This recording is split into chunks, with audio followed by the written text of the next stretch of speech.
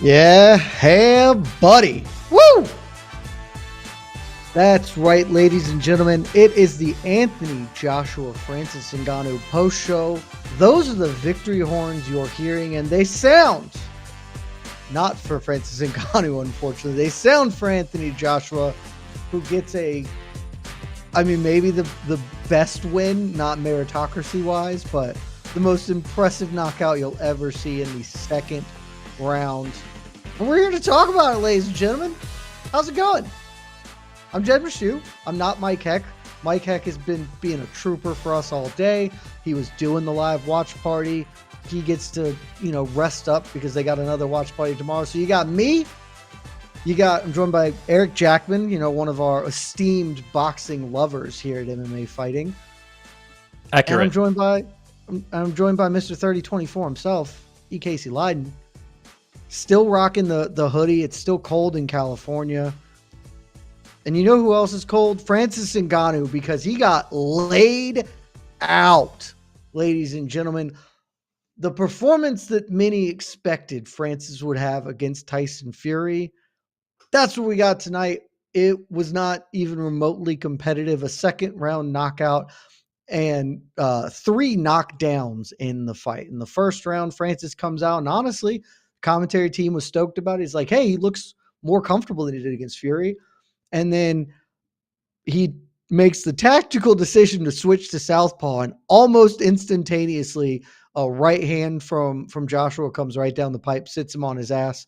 He gets up, recovers, but I don't know if he ever really recovered, just because moving into the second round, Francis gets hit by just the cleanest pull counter you'll ever see. He lunges right into range, and Joshua hits him with a punch that, the fact that it didn't kill Francis is super impressive, but it might as well have, because when Francis finally gets up, Joshua just runs him right over with the biggest knockout punch you'll ever see in your life. Flatlined, fell back awkwardly, like shades of Mirko Cro Cop versus Gabriel Gonzaga with the knee. Finally gets up, so he's okay, but Anthony Joshua makes a big statement. And Rick, let's start here. Did you see this coming? I don't feel like anyone saw this performance coming from Anthony Joshua. Most people thought he'd win. I don't think anyone thought he'd win in 2 rounds. Yeah, I did not see this coming, and maybe I should have. I think if I can be honest with myself, like maybe I should have. I thought if Anthony Joshua was going to win this fight, it was going to be a relatively uneventful kind of decision. Like I thought he was just going to be able to keep Ngannou away and keep angles and outbox Francis Ngannou. I also had a lot of faith in Francis Ngannou's chin because I've seen him take shots that I thought, yeah, he's got a solid enough chin that I'm fairly confident he's going to be able to take some of AJ's best punches. I was mistaken. And maybe I should have seen that come in, because when AJ is on his game and when he is landing those shots, he's got the power. And yeah, I did not see it coming, but I do think there will probably be some out there that said, yeah, this was obvious. I told you so. And it'll be tough to prove them wrong, because I certainly wasn't among them. I thought Joshua would win.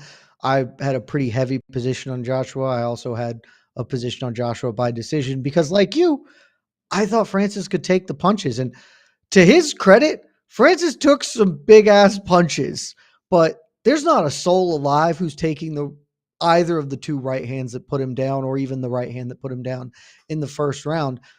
I just did not anticipate sort of how quickly Anthony Joshua would sort of turn to aggressive. I thought he would be much more cagey. He would be at least concerned about the power of Ngannou coming back, and he was respectful of it, but he was not concerned. And Francis did the things that I think you can anticipate from him in a situation like this, because for as impressive as the Fury performance was, and I do want to talk about that, because what happened tonight does not take away what happened in October. That's when they fought, right? Like, that still happened, and we still need to give Francis his flowers for that. But you saw tonight what you expected to see against Fury. We saw a dude who has not been boxing his entire life, and the pull counter that hits him is, I'm not going to say day one stuff, but it was not like the most brilliantly set up punch. Francis just ran into the heaviest punch that AJ can land. And credit to him. I do not know how he beat the count off the second knockdown, but you're never beating the count on that third knockdown. Casey, I do want to loop you in here because, we've been talking about this fight all week. What is your immediate takeaway from what happened, kind of what we saw from Francis and frankly, what we saw from AJ? Overconfidence. I mean, he just, he looked too, maybe he won the first minute. Like the first minute of the fight, I'm like thinking, oh, this is going to be a good fight. Francis looks great. And then it was the stance switch. And like immediately I was talking to our Slack channel. I was like, whoa, has he ever gone southpaw? And as I'm writing that, he gets dropped. I'm like, oh, all right. And then I was just like, okay. And you're right. I kind of saw the fight you guys thought. I thought if Joshua wins, it would be kind of a very boxing type of decision win. And I thought too, Francis had this unstoppable chin, but man, you just can't. Those are just. I wish like the average person could just feel like just even a jab from these gentlemen, and to get like a full right hand, just like, oh my god, dude, it's like. And actually, was a right hand punched through him too. Like the contact is made in the position here. By the end of the punch, freaking Joshua's elbow is where Francis' head is. Like he caught that as cleanly as you can on that. Also, considering the size and physicality of Anthony Joshua, there's not a human alive who's taking that punch as clean as Francis did and standing up. It's just not possible. Yeah, it's just not physically no possible. Chance. And this actually, I am a bit worried now for Francis, his future in a sense, because like there are knockouts in MMA, but usually, boom, you get hit one time, you're out. He got knocked out essentially 3 times tonight, and the third time each one was worse and worse and worse. I mean, it was, Francis was out cold in the second round, and like cold, and like that's very down for a minute too. Yeah, he was down for a while after that, and I mean, we can talk about Joshua and boxing and everything, but like Francis's health, I mean, that was like seriously really dangerous, and I hope he's okay. And like actually, because of this, we might not see Francis in MMA or boxing for maybe a year. That was a very bad knock because it wasn't a single shot. Right? It was like he got knocked out 3 times essentially. I mean, but so well, this is the difference in the thing with MMA versus boxing, right? In MMA, once that first knockdown happens, it's followed to the floor and they're probably done, right? It's a TKO and then we move on. Boxing, you take the successive blows, you take the concussion, and then you get up and beat the count and you take another one. And that's just kind of how that sport operates. I agree. I think this is one that could potentially take something away from Francis, right? From just considering the age and considering the miles, like, this is not easy to absorb, and I do hope he takes some time off and isn't rushed back into a potential fight. But yeah, it's unfortunate, but that is the fight business. Yeah, and this I can't imagine this. Could anything gone worse tonight for Francis? No. Okay, this is essentially the worst outcome. Yes, worst outcome. Yeah, pretty much. And I want to talk about kind of what comes next from here and all that stuff in a minute. But I do want to go back to sort of, we were talking about this off air and then we said, let's save for the show. The switch to southpaw is real dumb and was immediately punished. And I kind of want to get y'all's take because to me, that just felt like, and I was live blogging for the site on it. And when he did it, I was like, okay, he switched to southpaw. And the commentary team saying, oh, look at the confidence he has. And I was like, this is too clever by half. This is clearly something you wanted to do for this fight, but you don't know how to box anyway, and now you're trying to know how to box from a secondary stance. This seems like a very bad idea, and almost instantly you got punished for it. Do you guys have the same read on it? Like, where are you at, Rick, on the move to southpaw that ultimately, I think looking at this fight, we can all say that this would have been the outcome sooner or later, but the switch to southpaw kicked it all off because that led to the first knockdown, which changed the complexion of the whole fight. Yeah, I mean, I'm not going to pretend to have known what Francis Ngannou and his team have planned in camp and whether southpaw was an important part of the game plan. But I mean, the results speak for itself. Like just a catastrophic critical mistake in a fight where you kind of like got away with certain things against Fury due to just like the pace of that fight, the lack of activity, the fact that Fury just looked off his game. And AJ was just a guy who I don't think you could do that against in the best of circumstances, or where you could just leave opportunities like that on the table. You probably want to be as tight as you possibly can. You probably want to wait for your moment and try to land that big shot and not be playing around too much. I think Casey summed it up. It just felt like he had been the distance with Fury, felt confident against top heavyweight boxing competition, and got a little too cute. And now, it's easy for us to sit here and play Monday morning quarterback and say that. And then in actuality, like, yeah, maybe he was successful in camp and against sparring partners out of that southpaw stance. And, it just didn't go his way. But yes, I mean, the first knockdown was the beginning of the end. From that moment on, the fight complexion was completely changed. And we saw a Joshua who smelled blood and then just closed the show. And critically, Joshua did not force anything and allow Francis to land a punch and get himself back in. Joshua this whole week. I just wanted to say one more thing about kind of Joshua by decision being the prevalent kind of feel for a lot of this fight from the Joshua backers and things like that. It comes from just Anthony Joshua has been in the past kind of known to fight safer, right? To not put himself in super dangerous positions. And so I think a lot of that was from that perception. But the moment he knocked down Francis Ngannou, I think that completely changed. Like, I think there could have been a world where Ngannou doesn't make that change, is boxing with him, and Joshua's comfortable to kind of win a decision. But the moment Francis hit the canvas and that opening was seen that he could go back to over and over, it was done. It was done. I agree, because that was kind of my real time. And Grant, we had a minute of Francis before he got knocked down, but I was like, oh, this is shaping up how I thought. Joshua's going to take his time. He's going to get the reads. Francis is going to start strong. He's going to fade. Maybe Joshua pieces him up and keeps hitting him more and more, and we get some sort of a later stoppage, but thought this was going well. And then the switch to southpaw, he drops him, and the entire complexion is gone. It's, oh, I now know I can hit this man. I need to make sure that I don't get wild. But it was methodical, it was calculated, it was surgical after that.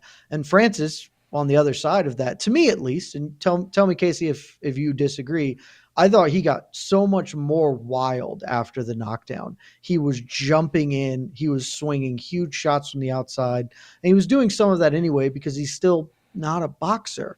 But I thought he got knocked down and felt that sense of urgency that maybe is an MMA thing. I mean, it happens in all combat sports. We see a lot in MMA when a fighter takes a shot and they feel they have to get it back immediately. Felt like he started over pressing the issue, and Joshua knew he had him and just had to make it work, and he did. Casey, do you agree?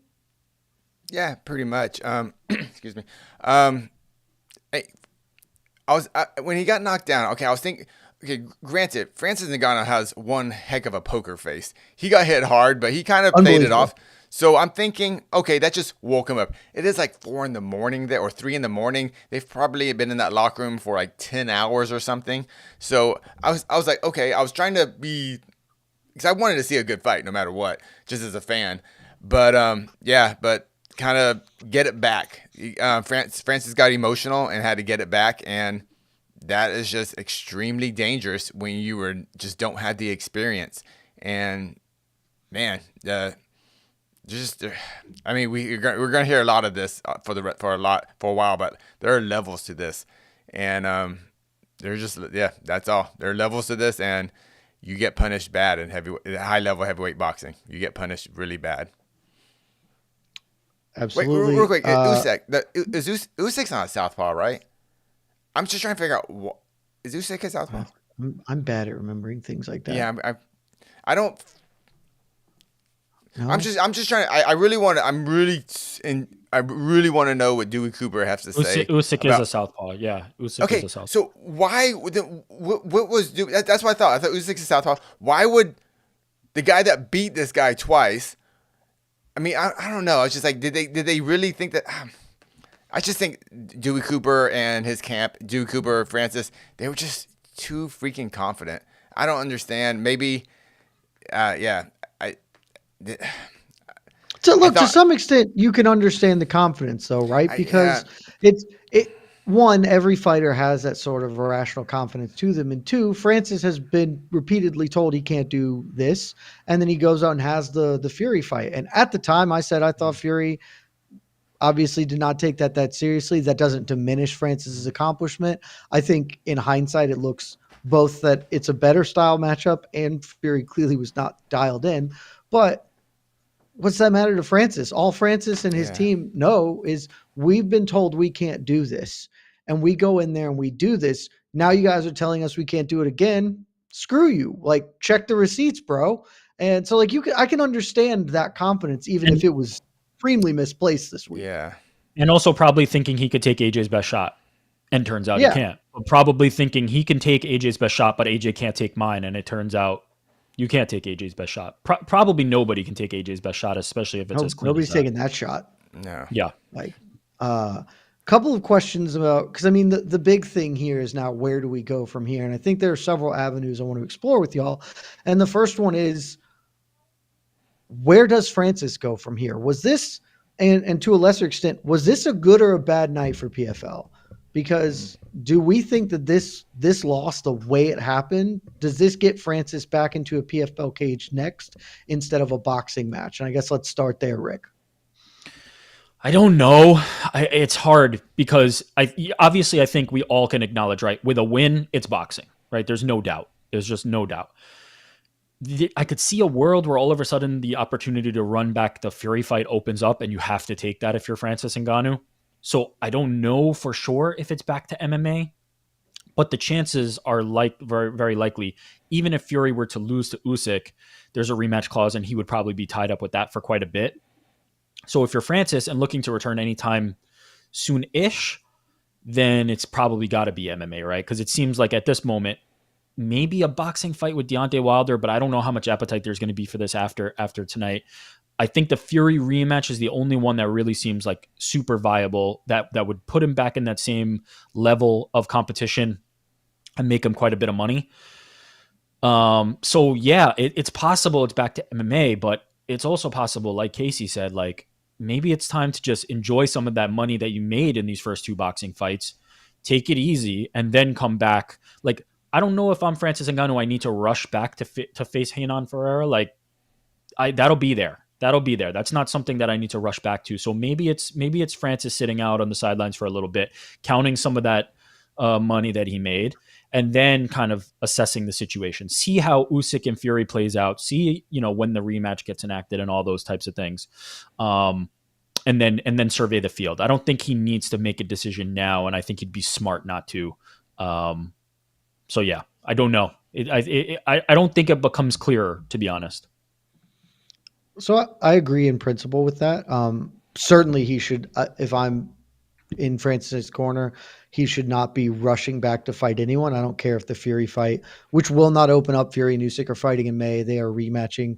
Fury said on the broadcast their rematch is booked for October. So a Fury fight would not even be, I mean, it still could be possible. Sometimes those things don't end up taking place, but a Fury fight is likely not possible until 2025, maybe December, probably 2025, if that were to happen.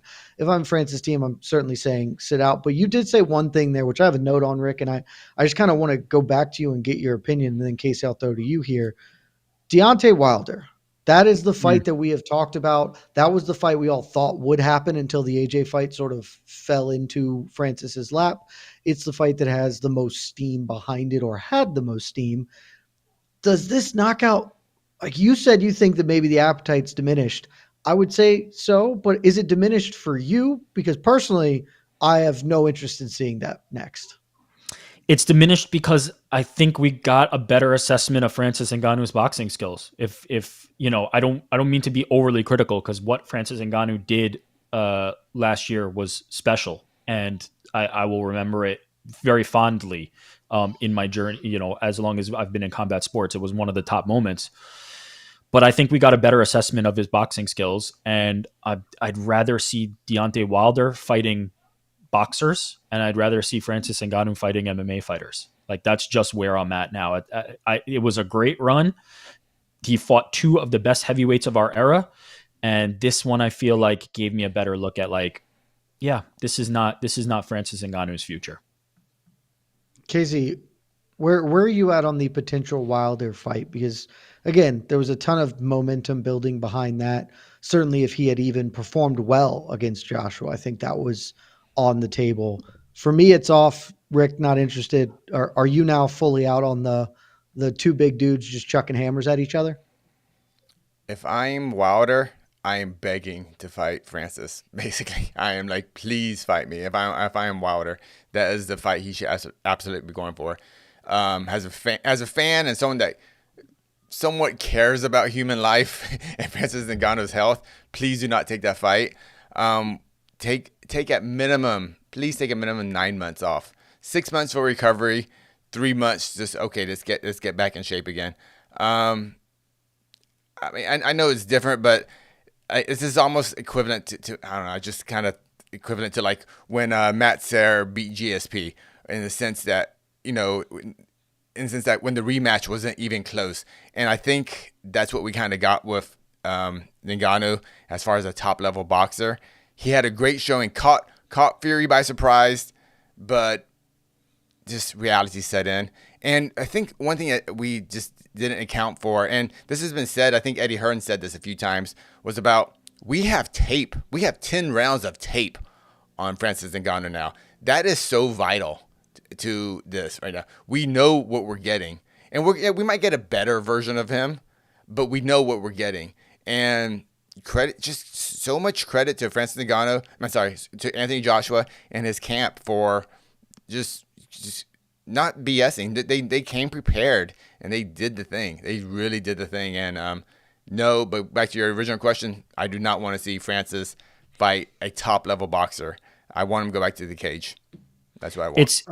It's a really good point. And one of the things that I knew about this fight, no matter what the outcome was, as I said, I was not predicting this outcome. The one thing I did know was that Anthony Joshua was not going to take Francis Ngannou lightly, and that Ben Davison is one of the best coaches in boxing. And I was fairly certain, no matter what, that Anthony Joshua was going to be prepared for him. And you said it, like he did not look like he took him lightly. Now, granted, as I said, I did not expect this specific outcome, but I was very confident that Anthony Joshua would look better against Francis Ngannou than Tyson Fury did, bar none. Like there would be no outcome I could have seen where he didn't look prepared to face Francis Ngannou, and we saw the result of that hard work. And shout out to Anthony Joshua, his team. Frankly, this could not have been better designed by Anthony Joshua, Eddie Hearn, the whole group of them. Eddie Hearn looks like just an absolute genius. Just a genius tonight. Genius. This is brilliant promotion. He saw a window. He said, hey, that's a guy we can beat. That's a guy people are going to care about us beating, particularly coming off the Fury fight. We're going to get it this whole week. They've said and done all the right things. Eddie Hearn really towed the line beautifully of, I believe that Anthony Joshua is going to show his class and beat the hell out of him, but I also am a little bit scared that maybe Francis pulls it off because he sold the fight and sold his fighter. And at the end of it all, AJ's sitting in there, the classiest man you could ever imagine afterwards. He's talking to Francis, who I truly do not believe will remember the conversation he had with AJ in there. He did not seem to have it together. And AJ's like, hey man, don't give up on boxing. Like there's still dudes you can beat. You're good for the sport. He talks to Francis' coach, Dewey Cooper, says, hey man, don't let him quit. I'd love to contribute to his foundation and stuff like that. Class act all the way through and comes out of this smelling like roses. So full shouts to our boy Anthony Joshua. Some other stuff happened on this night as well, but I don't think we care about any of that, right, boys? Honestly, nope. Zhang and Parker, sure, they had a boxing match. I do want to topic this because immediately after the co-main event, when Zhang and Parker had a pretty awful fight, I posted in our Slack, I think Francis Ngannou could beat Zhang in a fight, like in a boxing match. And I'm still not sure I'm off that take, even after watching what happened in the main event. Is that a crazy take, Rick? Like, I don't know if it's still heavyweights that Ngannou could be successful against. Maybe like not the top tier guys. I think we know that now, but Zhang sort of a top 10-ish guy, you know? I think there's a world where the volume is Francis Ngannou, if you're going to not really box Francis Ngannou to death and you're going to let him have opportunities, he's going to be in a fight against anybody because he's got the touch of death. He has that power that few people have, right? Like we're talking about how AJ landed a perfect punch and took his head off. Francis Ngannou is one of the guys, and like Deontay Wilder, who doesn't need a perfect punch, right? He can hit you with his wrist and just decapitate you. So if you're going to be somebody like Zhang, who lets people stay in fights for a bit and isn't, super active, yeah, he's going to be in that fight. And I think, honestly, Deontay Wilder's another one of those, even though I've said I don't care about that matchup anymore because I don't care about Francis Ngannou versus high-level boxers right now. Deontay Wilder's probably somebody who would leave enough openings for Francis Ngannou to at least be competitive, right? So, yeah, there's a world where that's true. But at the same time, like, is that what I want from Francis Ngannou's the rest of his career, right? Like, I think there are still MMA fights for Francis Ngannou that I would like to see. And I don't think, like, potentially being in fights against, the lower top 10 to top 5 heavyweights in boxing is where I want to see him living, New York Rick confirmed Hearn Fajeda fan. I do want to talk one or two more things, but I'm a bad host. Mike Heck would have done this already. You got questions? Fire them in. Super chats, we'll get to those in the end, and we're coming up on the end here in just a minute. I got a couple more things I do want to go through. And Hearn Fajeda is chief at the top of that list, Casey, because I think this knockout is going to put Francis back in the PFL for his next bout. Might not be this year. He might take some time off and recuperate.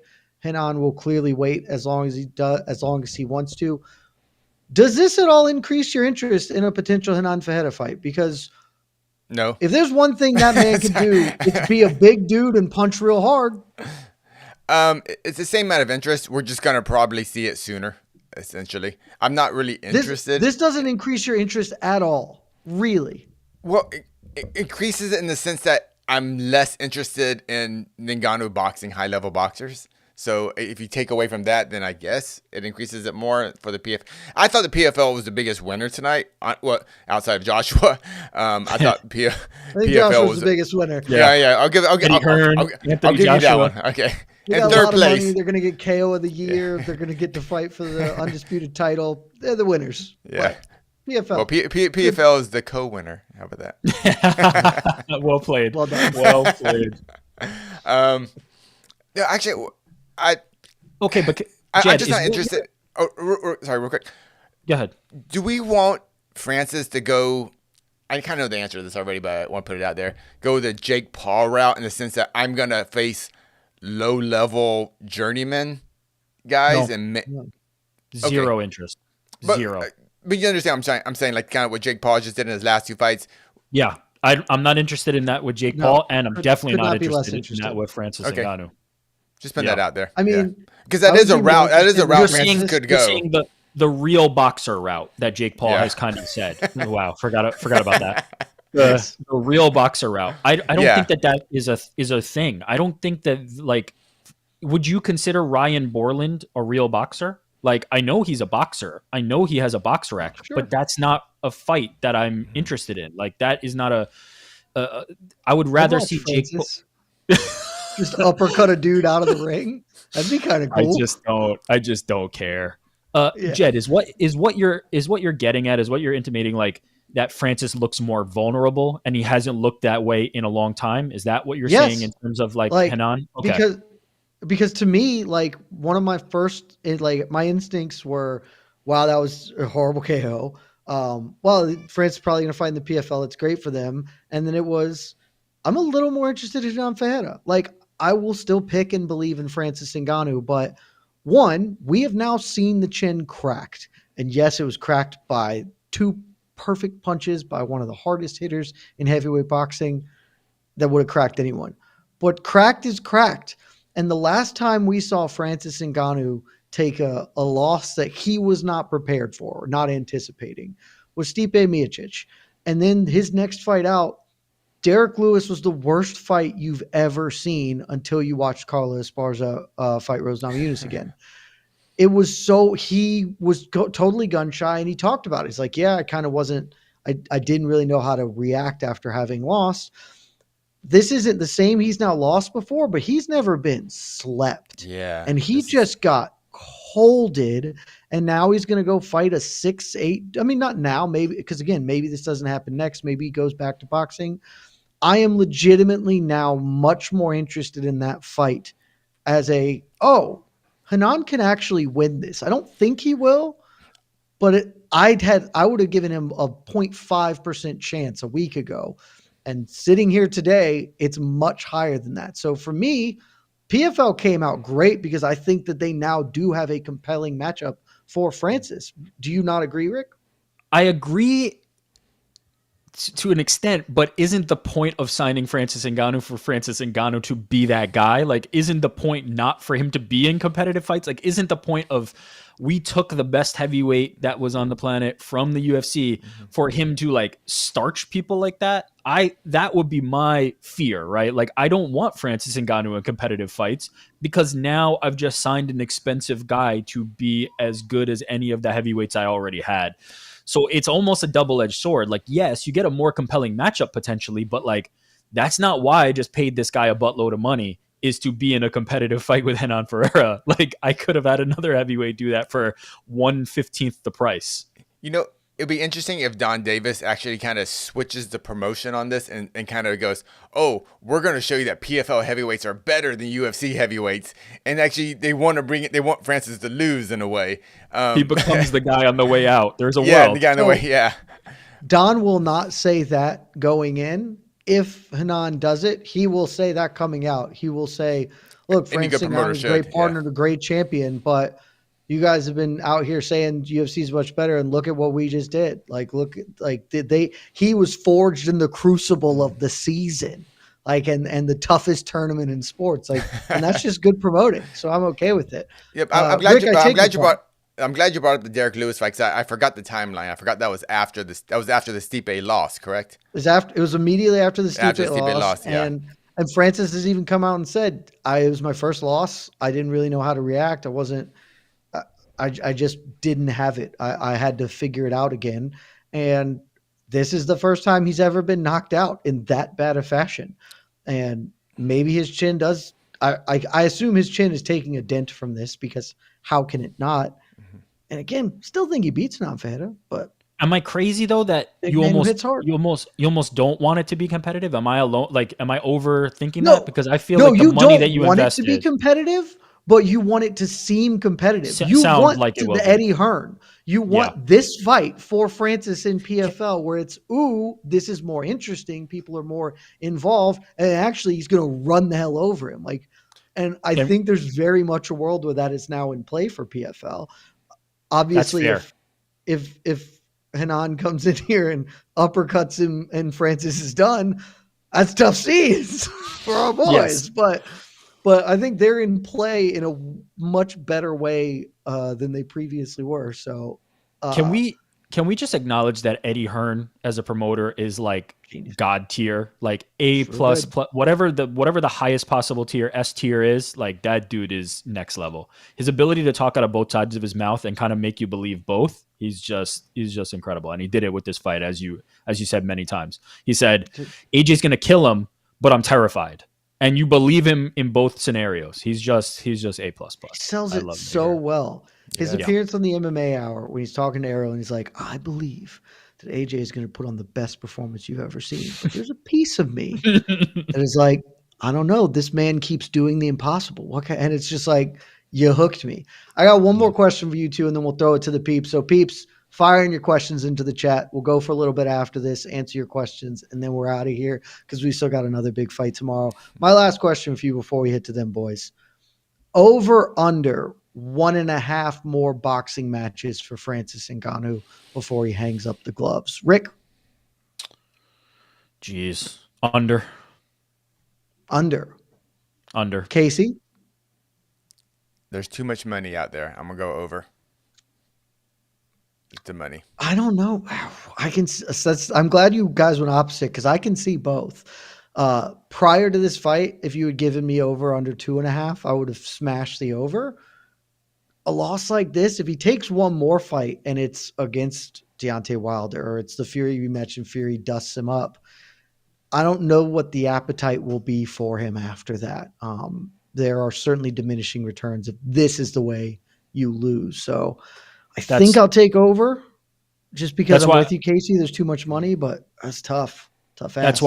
that's why I took the under, because I think if he gets one more, it's not going to go successfully, and then that's the end of promoters saying like, yeah, we love the appeal of Francis Ngannou is not that he's like a top heavyweight boxer. The appeal of Francis Ngannou is former UFC MMA champion. Once you start to become a boxer, you're not as valuable anymore. He was he was MMA guy, then he was guy who shocked the world and knocked down Tyson Fury and then still lost, and now he's guy who got colded by Anthony Joshua. He's quickly becoming just boxer, and then I think you lose the appeal if you lose one more. I do see your logic, because going back to your kind of Jake Paul logic, the more Jake Paul becomes a boxer, the less interested you are. The more he is a celebrity YouTube dude, Disney kid, then you're interested. So I feel you. Yes. Is there, though, a world where Francis can pivot into influencer boxing, a different brand? Okay, because it's interesting. Because not a lot of people there are going to be a lot more people willing to fight Jake Paul than Francis Ngannou. Yes. I was going to say, who's signing up to fight Francis Ngannou? That's just like YouTube celebrity. I got two words. Two words. Cut the check. I'll do it. Jed, 2 words. 2 words, Jed. Fight circus. Yeah. Oh, man, that Fight Circus could have a whole hell of a lot of fun with him. And I hope we get there. Before we fire to the peeps, Francis Ngannou has issued a statement. He tweeted out a few minutes ago. Sorry, I let you guys. Sorry, guys, I let you all down. Sad face emoji. Today was a bad day in the office, but tomorrow will be another day. Thank you for all the love. And Francis, he didn't let us down. No. Maybe like you've already overachieved by just about any metric possible. And yeah, you took an L, but it's okay. You're still winning all of the games of life right now. So rest up. Yeah. Come back when you're ready. Yeah. Before we go to the questions, I just got to reiterate that, like, yeah, you got slept bad tonight, but you still won. You still won. You got a giant bag, and then you got a giant bag tonight, like the biggest bag. You know, you got it. Yeah, you got slept. You might have lost a couple years, some memories, but you got the bag, and no one's hating on you for going for it and chasing that greatness, and that's still in just 100% just very commendable. And he went for it, and that's what happened. This is the game. Not only did Francis Ngannou obviously financially gain and win prize fighting, right? We continue to reiterate, like, this is prize fighting and the game is to make the money, and he did that. But I also think he can live without regret. Like, if there was a world where these opportunities were ahead of him and he did not take them, even though he lost, even though he rolled the dice and lost, he won't regret taking the opportunity. And so, yeah, he's done what he needed to do, I think, which nobody can judge him for. Yeah, I mean, Francis has generational wealth. Francis, if you're ever feeling down, just remember, I will in fact box you for a 10th. I would accept a 10th of what you made to be concussed far worse than you just were. So what is that? If 2 you million? want to set that up, I saw like 20 million floating out there. What is that? Yeah, I would absolutely let Francis Ngannou uppercut me for $2 million. And when I wake up from my coma, I'll be set. That'll be sick. Where's my jaw? Sounds like we found our misfits influencer fight. It sounds like Jed versus Francis is gonna happen. I will trade years off my life for generational wealth. And if you won't, then congratulations. You're either dumb or already wealthy, because those are the only 2 reasons you shouldn't take that deal. All right, let's go to the peeps. Let's fire this up, because this has been a long day, and we've got another one coming tomorrow. Should we answer this? Lazy Bed from earlier this week. If Francis wins, should he wait for the Usyk Fury winner? Didn't age so hot. Age so hot. Uh-huh. You know what? Let's table this for later, because we never know. The rematch might happen. We'll see. I'll save that one. All right, I got some super chats coming in. Love a super chat from Wiedenhoff. Wiedenhoff. How do you feel about PFL's main event last night? How will I'm assuming this affect the brand? Was Goddard in the right? Eric, Casey, did you guys watch PFL Europe? Yes. Do you know what occurred last night? Yes. Just making sure. Yep. You want Eric, to let's set the go to you. table, How or did you feel? Oh, yeah, that's actually a great point. So, in case you didn't watch it, because I'm a bad host, I was going to not say anything about it. Cedric Doumbé loses by TKO in a super weird situation where, in the middle of the third round of a competitive fight, he has a splinter or something in his foot, and he is not actively engaging. Goddard warns him. He and his opponent, whose name I cannot remember at the time, are still just just staring call at him each other. Baki. Baki is what he Sure. goes by. Baki, he and Baki are staring at each other. Baki kind of looks at Goddard and is like, "What the hell?" Doumbé looks at his feet and is like, "My foot's screwed up. Can we fix it?" And Goddard runs in and is like, "I told you to fight. Fight's over." Doumbé immediately protests, and a whole bunch of tomfoolery ensues. But ultimately, it's TKO win for Baki in a super weird situation. I don't know if I've been on air to talk about this, so I'll give my opinion in a minute. But Eric, where do you come down on Goddard's reaction and sort of how this was Goddard in the right here? Yeah, the question of was Goddard in the right, I guess I would have to say yes, right? Like I don't think he did anything that's not within the rules or not within his, guidelines and what he's supposed to do. But I would ask, is there not a moment to be had for patience, right? Is there like the way you've described it is accurate. Doumbé says, "Hey, I've got something lodged in my foot." Goddard says, "What?" He says, "I've got something lodged in my foot." Goddard says, "Keep fighting." So he's told him now to keep fighting. He has issued this command to him. Doumbé and Baki stare at each other for a bit. Doumbé's like, "Man, I got something in my foot. Like, I don't want to keep fighting like this." And Baki's like, "What am I supposed to do?" He's looking around, but the You're part supposed to that's very punch him. important. That's what you're supposed to do. Well, this is the thing. The part that's important to me is they were not punching each other. They were standing still, looking at each other, and then looking at the referee. To me, nobody is in danger here, right? They are standing there, and nobody is at threat of being gravely injured further if there was an injury, which it turns out there was not. It was just an object in his foot that was uncomfortable. Foreign object. And nobody was in grave danger. So at that moment, my feeling is I would hope that Mark Goddard would take a moment to assess the situation and figure out what's going on. But he rushed in, right? As soon as Cedric looked at him again, he rushed in and stopped the fight. I've seen since many things kind of laying out like within the rule book. There is no official timeout for this. So I understand what Mark Goddard is doing, but I would hope that the rules are flexible enough in that moment where nobody is in mortal peril to say, "Oh, okay, I understand what's going on. Your opponent is granting you the grace to get this sorted. I'm going to allow you to take the thing out of your foot and continue the fight." Like, what would be the damage done in that scenario? I hear somebody could say there's a slippery slope. You're opening the door for people calling their own timeouts.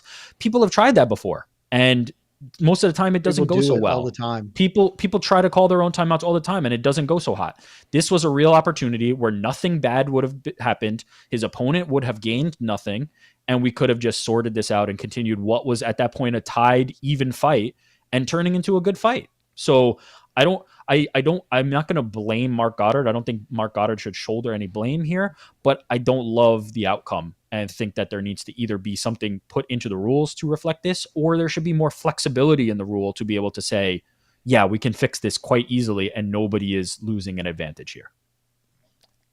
Goddard Casey. Yeah, where are you at, Casey? Goddard is a good ref. He's a good ref.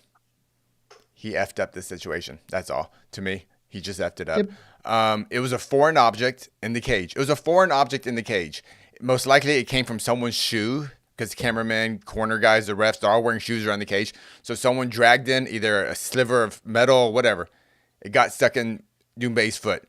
The idea that he wasn't fighting. First of all, they weren't fighting. They were kind of like, it wasn't timidity or anything where he was just running away from the fight. They were not fighting. And to me, it's no different. Like when sometimes fighters have a piece of tape hanging off their glove where they're, "Hey, I got tape," and they pause the fight. They bring the guy, cut the tape off, and the fight continues. Sometimes their mouthpiece falls out. It gets dirty. The ref goes, "Give me some water," and he gives it back, and the fight continues. That's all. I don't understand what Goddard was doing. I agree with you, but to play devil's advocate, the argument I believe is Mark Goddard in that moment can't know that Cedric Doumbé's foot isn't injured, right? And he's potentially saying you have to fight while you're injured in that scenario. And That's the devil's also, advocate. you had two fighters in there that speak French, and then you had a ref who did not speak French. Get a French ref in there. English is neither of those guys' first language too, and that really annoyed me too. But dude, just read the room a bit. Read what's going on in front of you. Clearly, it's not like this. I don't know. I was so frustrated. Like, just go, oh, okay. And if you can't pause the action, then it's a no contest. Because that clearly it's a no contest. I think if this someone is going to end up being a no contest. I really hope it does. I hope it ends up a no contest. Doumbé should not be penalized. I think we all agree with that, right? Yeah. Like, there's no world where Doumbé should be penalized for this. It's not his fault. To me, this was. I'm with you, Casey. I think Goddard is largely a good ref. I think this is a clear fuck up. By the letter of the law, Mark Goddard is correct, and that is what Big John popped on and said in the broadcast. Like, yeah, this is how you're supposed to handle it. Pretty objectively, it's not. And I said afterwards, I could swallow this a lot better if Goddard's energy wasn't super weird and copy, like, because that's how he treated this. It was all right, no, keep fighting. Doumbé looks at him after being prompted by Baki, is like, my foot, and Goddard's like, no, we're done, and is almost indignant about Doumbé being like, no, I want to keep fighting. There was not an attempt by Goddard at all to understand or move this situation forward positively. It was strictly a negative enforcement action on him of fight or I'm going to stop it. Yeah. And there was no, to your point, Rick, there was no danger here. I think because ultimately what really happened there was Mark Goddard stopped the fight for timidity, basically, because they were not engaging and he blamed it on Doumbé. He could have just stopped it, pulled him aside and been like, hey, you're not competing. You have to fight or I'm going to stop this, like they do for timidity all the time. We see that all the time. Yeah. Instead of doing it in real time during the fight. And then Doumbé could have said, I have a thing in my foot. They could have maybe found another way to this. Goddard was so quick to get this action for whatever reason that to me, it's just a real clear fuck up, especially when you factor in, like, you have to just register that this is Doumbé's third language. Like that, why are you acting as if your like quick bursts of conversation in the middle of a fight to a dude not speaking his native language is like, yeah, obviously it's that. You could take a minute, you could get a full assessment. And the thing that I really settled on is no one would have been hurt by this. If you stop that fight and say, hey, and talk to him about it, and ultimately it turns out that, yeah, this is an injury and he can't compete, okay, it can be a TKO at that point. But if it's not, if it's something like this, you can either say, we can't get that out. There's nothing in the rules for removing the splinter. You just got to choose to fight or not, and Cedric can then make the choice to compete or not. Or you can, or if the rules would allow it, you can just kind of fly by the seat of your pants and be like, all right, give me some tweezers. We're going to pop this out and go at it. I think he found the worst line, and even if by the letter of the law it's okay, it's pretty clearly against the spirit of the law, and I don't know what he was thinking. Because he's a good ref, but he got this one all the way wrong, in my opinion. No, I think you said it perfectly. It was the speed with which he acted when we could have had a better outcome. Nobody was in danger. Nobody was in danger. Cedric Doumbé was clearly not mortally injured. Like, it was time to They weren't punching each other.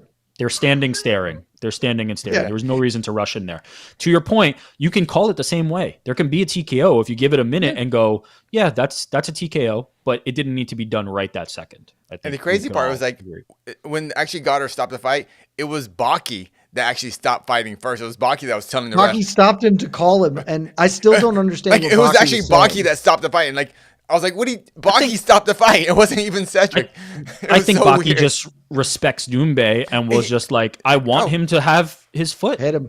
Yeah. I don't disagree. I don't disagree. But in the having that context and that scenario, if that's happening, why rush in? Why can't we wait? Yeah. Why can't we wait one beat and figure this out? Too gentlemanly, and he gets the win. Ultimately, I believe that will be overturned to a no contest. And if there's no contest, 9 times out of 10, that means the ref screwed up somehow. Like, that's just usually how it goes. There's a part of this question that says, how will it affect the brand? And my instant gut reaction would have been like, not really. Like, it's not PFL's fault. We all know, like, this is a commission thing and yada, yada, yada.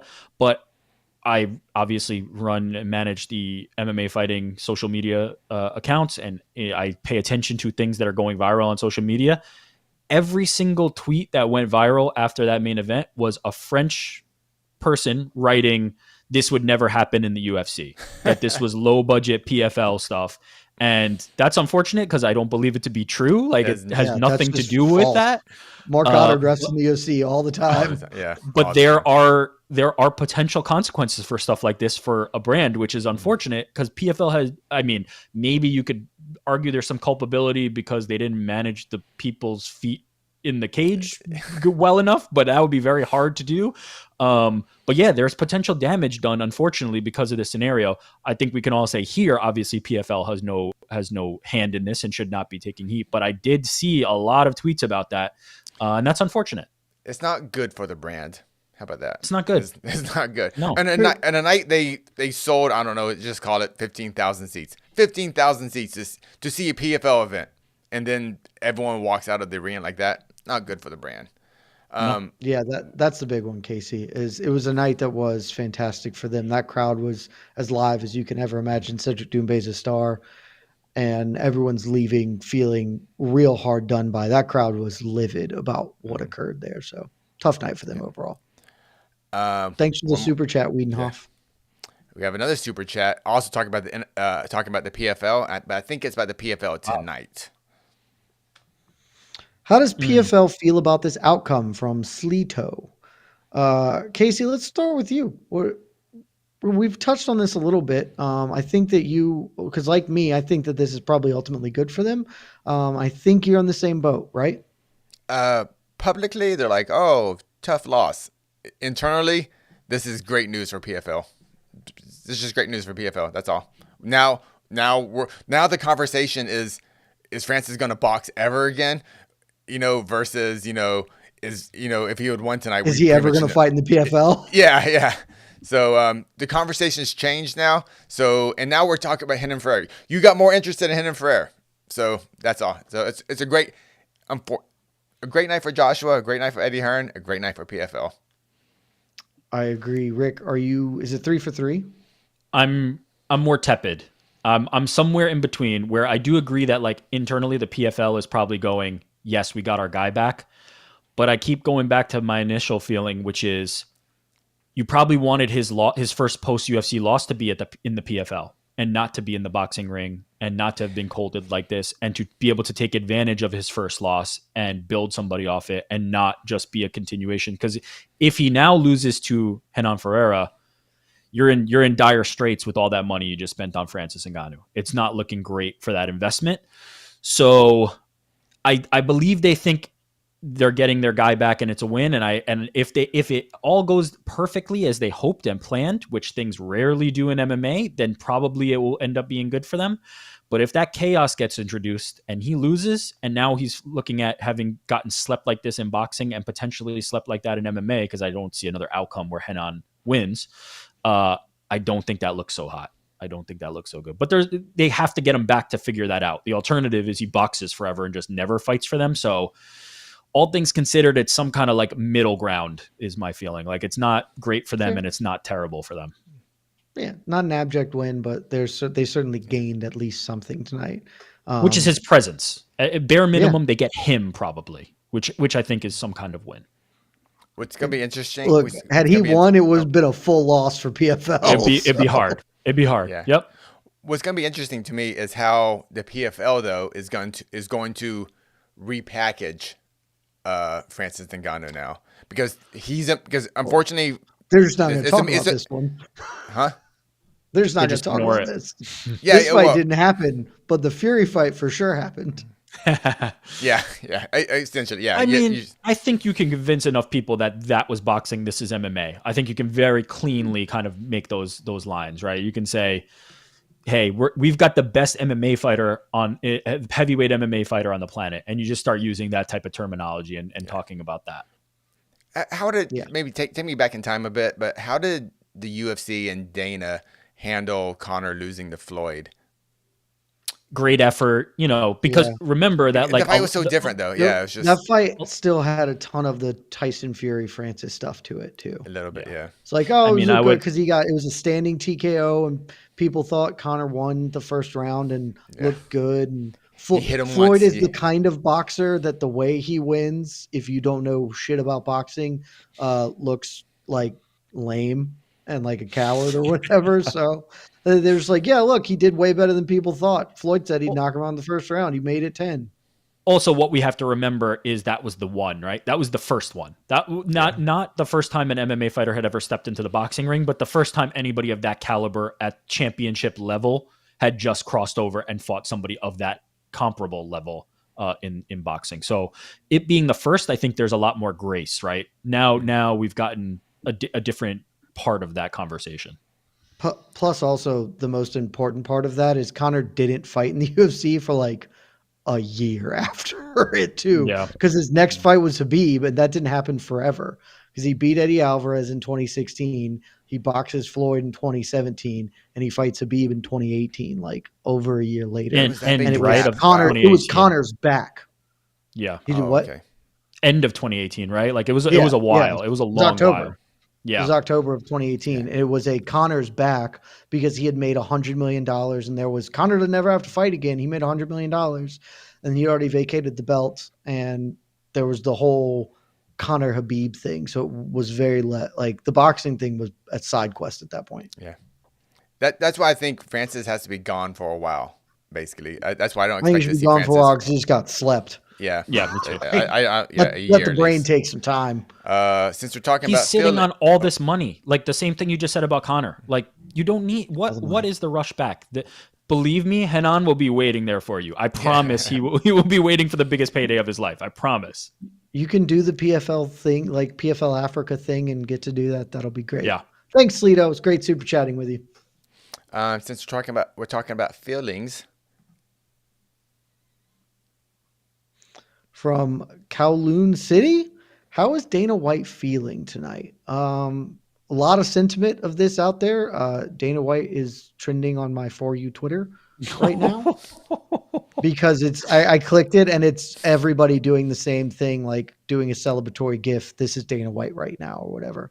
And I'll take the lead here because I don't think that that's true. I think Dana White is probably like happy in general because that's who he is made up of as a human being. But you're not going to get a Dana White tweet being like, sucks to suck or whatever. Yeah. Like it's the smiley face emoji. The smiley face that he's been notorious for. Yeah. Yeah. You can't dunk on Francis because the Fury, like if this was the Fury fight and this is what happened, Dana probably would come out and say something like, yeah, this is why we said we shouldn't do this. This is a waste of time. I'm glad he got paid or whatever, but what a useless endeavor that was. Because the Fury fight happened, you kind of just can't dunk on Francis like this. So I think he watched it. He probably thinks, man, that was a savage KO. Eat it, Francis. And he's on to the next one. Yeah, I don't think he's going to revel too much in Francis losing, but what I think, this is my early prediction on what the tenor will be when he is asked about it or something related to it in the next press conference, will be something about boxing overall. Will be something about how stupid it is that Mike Tyson and Jake Paul are fighting and Francis Ngannou is fighting AJ, and just go with like the stupidity of boxing overall. I think that's the angle he will choose to take. And that the event took 8 hours. So it takes them 8 hours for a squash match in the main event. Like I think that's a great pick, Rick, like, because that could absolutely happen. I don't think he's going to dunk on Francis per se. I think it's going to be more about just like boxing being boxing and him taking that kind of angle for it. Yeah, I think that's a great call, Rick. Chase C131. Thanks also Kowloon City. Does today's results strengthen/confirm the argument that Fury overlooked Francis, or more of a styles make fights scenario? I think it's both. I do think that Fury is a much better style for Francis because the way he wants to box is less traditional boxing. He wants to be rough and dirty inside. He wants to use his physicality, and it's really hard to do that at Francis. I also think if you watch that Fury fight, if you watch other Fury fights, and if you watch what happened with Joshua tonight, it seems pretty clear to me that Fury was not super dialed in for the match against Francis. But I'm willing to hear other arguments, guys. I don't think you can make another argument. I think it is very clear after tonight. Like I don't know how you could come away with the alternative, quite frankly. Like, this is just the worst night for Fury, and Francis got him. Yeah, I think both of these are true. He styles do. I think Joshua is a tougher style, and Just much faster. Yeah. Much faster, which is Yeah. tough for Francis in that and regard. then and Fury did overlook Francis, and then Joshua did not, because he had the tape. He had 10 rounds. He had 30 minutes of fighting, of boxing to look at. So, a couple more super chats, just because they're super chats. We don't need to Let's comment fire too them much on through, them. and then let's get out of Yeah. here, because I've been doing this for a long time today, Casey. I'm ready to be done. Early stoppage much from Fatal Revenge. Let Francis be a warrior. Look, I Okay. respect the super chat, but it wasn't stopped. It was stopped because Francis did not go vertical for 3 minutes. So Yeah. though- we gave him a 300 count. Okay. this actually does. I was thinking this at one point. Do you guys think Dewey Cooper and company should have thrown in the towel after that second knockdown? The one where Francis like clearly looked rattled, because I had a brief moment where I was like when that happened, I was like, oh, he's actually getting knocked out. There's the first one was like, oh, he's up, he's okay. This is gonna change it. That second knockdown, I was like, oh, he's done, and this could be ugly. And if I was his corner, I may have considered being like, we don't need this, we're good. I think my instinct is to say they could not do that because Francis would never forgive them. Like, I think that's a relationship ender. Francis is in the moment of the biggest moments of his career that he dreamed about when he was a kid. It's not like it's just like the 10th UFC fight. This is Anthony Joshua. I just came off the Fury. If you're asking me objectively, like, could you have thrown the towel in there? Of course you could have. But first of all, I'd say that happens a lot more in boxing. Like, and Dewey Cooper coaches boxers, so actually he could have had that wherewithal to do it. But man, I just think that's relationship over. Like, I can't see a world where Francis Ngannou goes, yeah, you saved me there. I You're can't. probably right, but you could also just show him afterwards a screenshot of his face when he does beat the count, and you're like, oh, no one's home. No one is there. I mean, again, objectively, if the towel came in right then, I'd be like, great, thank God. But yeah, you also have to account for, and this is something like that I think a lot of corners kind of think about, like, Francis Ngannou is kind of superhuman. Like, Francis Ngannou has like a thing about him where it's just like, I believe he can do anything. You truly start to like drink the Kool-Aid and believe things, and believe like we've been here before, and there's a way where he can, like, if would he ever get a Tyson Fury fight? Then he knocks down Tyson Fury. Like, he's just done some things that make you all of a sudden go, he can do anything. And I believe he can do anything. And if you're around him long enough, you probably start to think that too. And there's probably an element of that in play, in addition to what I said about, like, yeah, I don't think Francis recovers the relationship if you do that. But could it have gone in? Yeah, absolutely. That after knockdown 2, it was like, well, this is the end. No matter what, this is it. There's no coming the rest of this round. Yeah. Did Francis That's when I tore up my decision tickets. Did the finishing blow, did it happen basically on the next exchange after the second knockout, or the next punch? Yeah. Oh, it was literally the next punch. Yeah. And if you watch boxing, yeah, you can find the clips, watch the replay. It is so clear that Joshua knows that this fight is over and he just has to end it. He steps in and throws a overhand down the middle that I can't. It looks like he is punching the punching machines, that Francis famously has. Like, it looks like he is stepping into that, and Francis he can't do anything. It's the most telegraphed hand that has ever been thrown, and it lands cleanly and on the button. I mean, he gets an arm up, but it's to the wrong side of his chin, and so it just comes right here. And it's just, I mean, it's a monster punch. That one got 999 on the score. That would have maxed out the machine. I think the machine breaks. I think the machine breaks if he hits him with that one. Put it out of order. Like, I'm not kidding you, Casey. It legitimately looks like he is punching those machines. Like, this is a stationary target, and I am throwing at it as hard as I can. And I want to see the second knockdown again. I'm kind of curious to how the ref handled that situation. Did the ref really give Francis a really good look? one of those like, I are you wasn't paying sure? attention. That's a good question. Yeah, I'm kind of curious. Off top But of granted, head, Francis, we talked about it earlier. Francis's poker face, unbelievable. Like Not Yeah. that time, it wasn't. what? Well, No, well, after yeah, the second yeah. one, it was super not. Yeah, off top of head, like Francis wasn't stumbling, right? Like when you see some of His those feet like were under him. real when you see some of those real nasty boxing knockdowns where you're like, I can't believe they let this guy go back out there. They're stumbling, they are just like not looking like they can even stand up. Francis was still sturdy to a certain degree, but you could see in his posture, in his eyes, like this was a knockout waiting to happen. But I don't think He the looked like he ref saw did ghosts. anything.